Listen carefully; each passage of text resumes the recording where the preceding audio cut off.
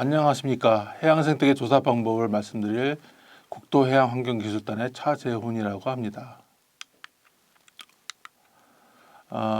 해양생태계 조사 방법을 말씀드리기에 앞서서 해양생태계란 무엇일까에 대해서 간략하게 말씀드리겠습니다. 해양생태계는 해양환경과 이에 적응해 서식하는 해양생물을 합쳐서 해양생태계라 합니다. 생태계에는 여러 종류의 생태계가 있죠. 육상생태계, 호수생태계, 극생태계 등 이러한 여러 환경에 적응하는 생물들과 환경을 종합해서 생태계라고 합니다. 먼저 해양 환경을 잠깐 살펴보면은 조간대, 조화대, 그리고 수중 환경과 퇴적 환경으로 간단히 나눠볼 수가 있습니다. 조간대는 상부, 중부, 하부로 물이 머무는 시간에 따라서 나눠질 수 있습니다. 물 밖에 있는 시간이 긴 생물 순으로 위쪽 조간대, 중간 조간대, 그리고 아래쪽 조간대 순으로 나눠질 수가 있습니다. 조화대는 크게 유광부와 무광부로 나눠지며 유광부는 보통 1%의 지표 강선이 다다를 수 있는 수심으로서 물의 탁도에 따라서 그 깊이가 달라집니다. 유광부는 식물의 광합성 활동이 활발해 생물 활동이 왕성한 지역으로 특히 얕은 수심의 대륙부근 이러한 생물 활동 덕에 그 어업 활동이 굉장히 활발한 지역입니다. 수중 환경은 생물이 항상 수중에서 유영하며 생활하는 환경을 말하고, 퇴적 환경은 저서 환경이라고도 하는데 생물이 항상 해저면에 의지하며 생활하는 환경을 말합니다. 따라서 이런 환경에 서식하는 생물은 바닥의 상태에 많이 의존을 하게 됩니다. 그 해양생물은 먼저 광합성을 하는 1차 생산자라 할 수 있는 식물성 부유생물입니다. 흔히 식물 플랑크톤이라고 하죠. 이들은 해양 생태계의 1차 먹이원이라고 할 수가 있습니다. 다음은 해양 식물성 플랑크톤을 섭식하는 동물성 부유생물, 동물 플랑크톤입니다. 해양 생태계에서는 이들을 통해서 1차 생산자를 1차 포식자로 연계해 줍니다. 특히 주목할 점은 어떤 포식자도 해양 생태계에서는 식물 플랑크톤을 직접 포식하지 못하고 동물 플랑크톤을 통해서만 포식 활동을 할 수가 있습니다. 다음은 표용생물과 저서생물이 함께 있습니다. 표용생물은 항상 물속에서 자유롭게 유영하는 생물로서 보통 우리가 볼 수 있는 그 어류들, 거북이류, 그런 고래류 등 그러한 동물들을 말할 수 있겠죠. 그래서 유형 동물이라고도 하고, 저서생물은 바닥에 붙어 있거나 바닥에서만 움직이는 그러한 생물입니다. 따라서 활동적이 그다지 크지 않습니다. 지금까지 말씀드린 모든 생물들이 하나의 먹이망을 이루면서 해양 생태계를 구성하고 있습니다. 식물성 부유생물과 동물성 부유생물은 각각 1차, 2차 생산자로 중요한 역할을 하고 있고, 이를 폐용생물이 섭식하며 이들의 잔재물, 유기물 등을 저서생물이 섭식을 하는 구조입니다. 그럼 이제 해양 생태를 어떻게 조사하는지를 그 해양 환경과 해양 생물로 나눠서 말씀드리겠습니다. 해양 환경은 이제 조간대와 조화대로 나눠서 말씀드릴 수 있는데요. 먼저 조간대의 수리 환경 조사는 조류와 조이 및 파랑, 그리고 부유사 농도 등을 조사할 수 있습니다. 조류는 ACDP라는 기기를 해저면에 안착시킨 후에 15일 동안 10분 간격으로 관측을 합니다. 조이 및 파랑은 수압식 파고 조이계를 계류시켜서 관측을 합니다. 부유사 농도는 니스킨 채수기를 이용해서 채수한 후에 일정량의 물을 떠서 부유사 농도를 측정을 합니다. 조관대의 퇴적 환경 조사는 먼저 노출 시간은 인공위성 관측자를 이용하거나 표시목을 설치 혹은 국립수로국에서 제공하는 조위 관측 자료를 이용합니다. 지형 단면 특성은 수준 측량을 하는데 RTK라는 그런 장치를 이용합니다. 퇴적물 입도 및 층서 분석은 캔코어를 일정 깊이, 면적, 깊이의 퇴적물을 채집 후 시료를 분석하게 되는데요. 또한 퇴적물 유기물 농도는 반빙 그랩을 이용해서 표층 퇴적물에서 채취하여 분석을 합니다. 조화대 수질 환경 조사 중에 그 일반 항목은 YSI 그리고 CTD 등을 이용해서 수온과 염도 그리고 컨덕티빌리티를 수심별로 측정을 할 수가 있습니다. 투명도는 직경 30cm의 흰색 원판인 새끼 디스크라는 것을 이용해서 이 흰 원판이 보이지 않을 때까지의 수심을 측정합니다. 이때 수심은 원판이 연결된 줄의 길이로서 측정을 합니다. 영양염료와 클로로필 A는 식물 플랑크톤의 생존에 굉장히 필수적인 성분들인데요. 이들은 니스킨 채수기로 수심별로 채수를 해서 실험실에서 분석을 하게 됩니다. 이때 DO, 그리고 pH, COD, 그리고 SS, TN, TP 등의 영양염료 등의 화학 성분들을 실험실에서 분석을 합니다. 다음 해양생물 중에서 조관대 저서 동물은 반빙그랩이나 캔코어, 방연구 등을 이용해서 퇴적물을 채취한 후 현장에서 채로 걸르고 그다음 잔존 동물을 갖다가 10% 포르말린으로 방부 처리한 후 실험실로 운반 종 수준으로 종종을 한 후에 동종을 합니다. 그리고 종 동종 후에 종 조성, 서식 밀도, 우점종을 파악해서 생태 지수와 유사도 분석 그리고 그 지역의 퇴적 환경의 건강도 분석을 같이 하게 됩니다.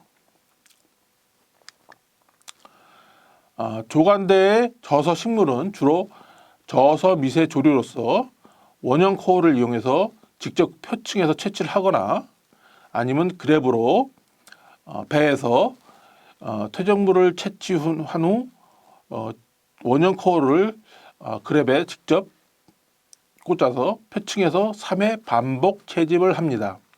이를 채집한 것을 실험실에서 현미경으로 관측하여 종 동종을 하게 됩니다. 해안가의 염생식물이나 잘피류 등은 해안선을 따라서 현장에서 분포 확인을 하거나 아니면 현장에서 동종이 불가할 경우 표본 채취를 해서 실험실에서 동종을 합니다. 요즘에는 드론을 이용해서 보다 넓은 범위의 식생 분포를 드론 촬영을 통해서 분석을 할 수도 있습니다. 조화대 부유성 식물인 식물 플랑크톤은 니스킨 채수기로 표층, 중층, 저층에서 채취, 다음 루걸 용액을 이용해서 고정한 후 실험실에서 현미경으로 동종을 합니다. 여러분이 화면에서 보시는 이러한 노란색이 바로 루걸 용액의 색깔입니다. 이러한 식물 플랑크톤을 마이크로스코프로 현미경으로 관찰을 하여 종 조성을 분석을 하게 됩니다. 조화대 부유성 동물인 동물 플랑크톤과 어러한 자치어는 녹파 네트를 2개 연결한 봉고 네트를 이용해서 채집을 하는데 이때 네트의 구경은 60cm 정도이고 망목은 300 마이크로 정도 됩니다.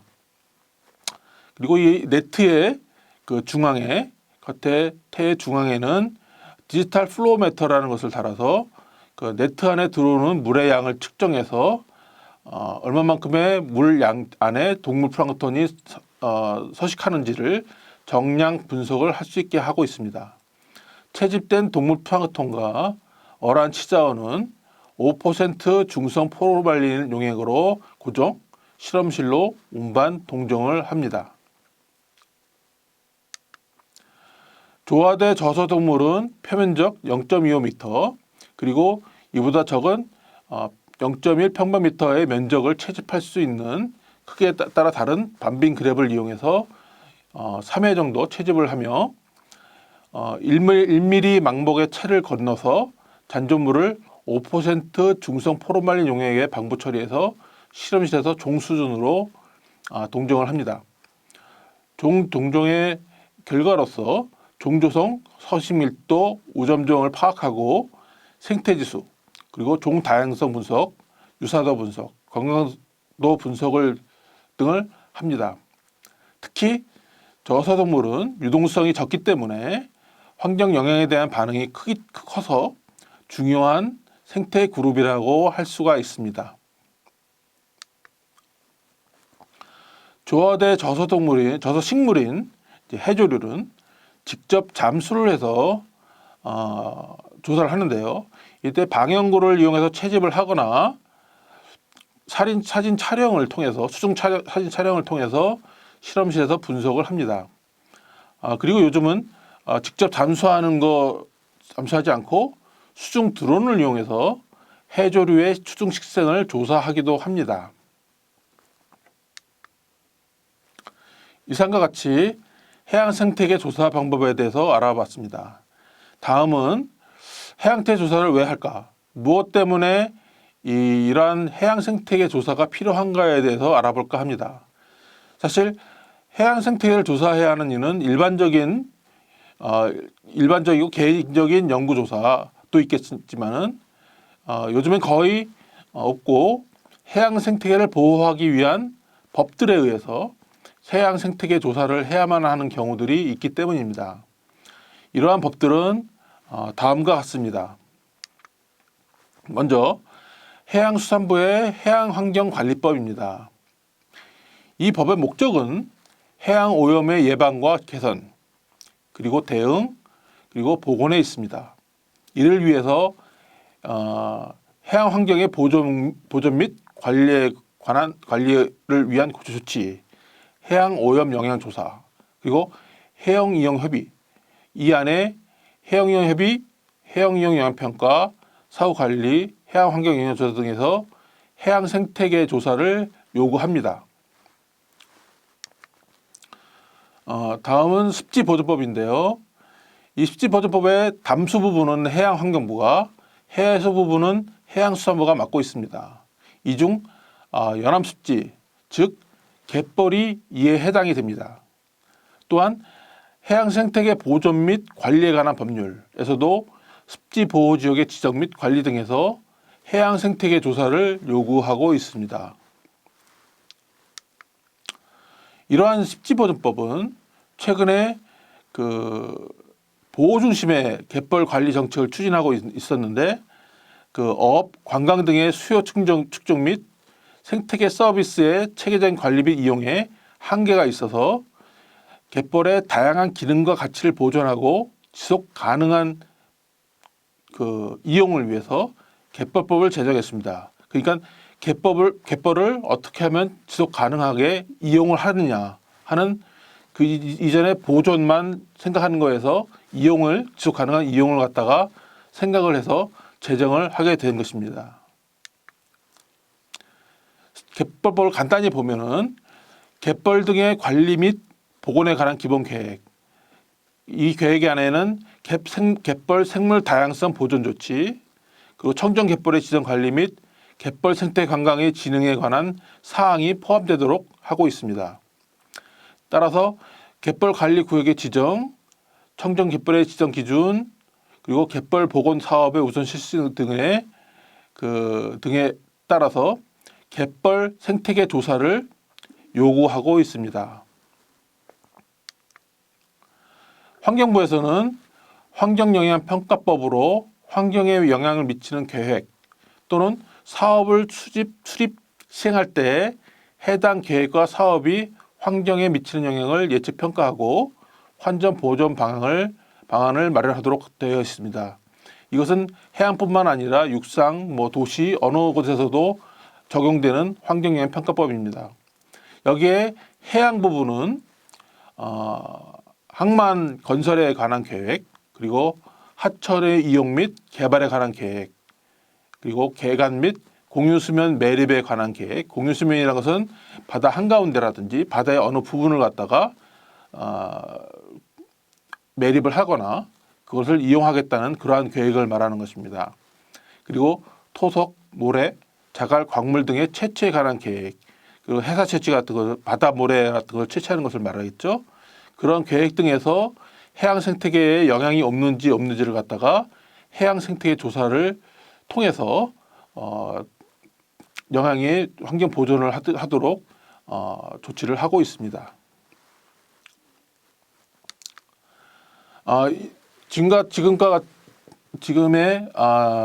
지금까지 해양 생태계란 무엇인가, 그리고 해양 생태계 조사는 어떻게 하는가, 그리고 해양 생태계 조사는 왜 하는가, 무엇 때문에 하는가에 대해서 말씀드렸습니다.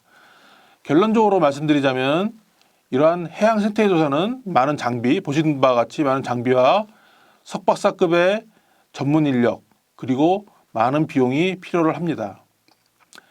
이 비용은 해양 생태계를 이용하려는 사람이 부담하는 것을 원칙으로 합니다. 이러한 해양 생태계 조사는 이용 전후에 생태계 영향에 대한 검증이 가능하고 이 해양 조사 결과를 바탕으로 해서 어느 정도 해양 생태계의 영향이 어떻게 될 것이다 하는 그러한 예측도 가능합니다. 그리고 결국은 이러한 해양 생태계 조사는 해양 생태계 보존을 위한 방안을 제시하는 게 주요 목적이라고 할 수가 있습니다. 감사합니다.